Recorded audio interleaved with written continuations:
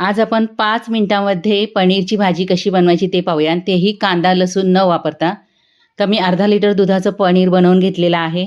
आवडीप्रमाणे कापून घ्यायचं आहे. अगदी घरी बनवलेलं पनीर एकदम सुकं सुकं होतं. त्याच्यानंतर आपल्याला फोडणी देऊन घ्यायची आहे. तर तेल गरम करून याच्यामध्ये मोहरी, जिरं, कढीपत्ता, हिंग टाकायचं आहे. त्याच्यानंतर टाकायचं आहे धना पावडर, जिरा पावडर. पाहिजे तर तुम्ही डिशमध्ये हे मसाले काढून घ्या, म्हणजे करपणार नाही.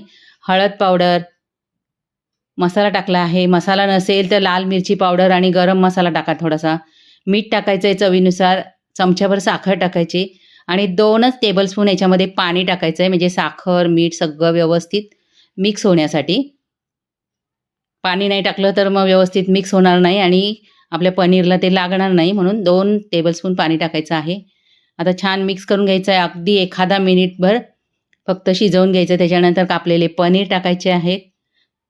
वरून कोथिंबीर टाकायची आहे आणि 1 ते 2च मिनटं शिजवायचं आहे. खूप जास्त पनीरची भाजी शिजवायची गरज नाही आहे. आणि मस्त आपली पनीरची भाजी तयार झालेली आहे. आहे की नाही एकदम सोपी. अगदी पनीर कापण्यापासून 5च मिनटं ही भाजी बनवायला लागतात. तर बनवून बघा. व्हिडिओ आवडला तर लाईक करा.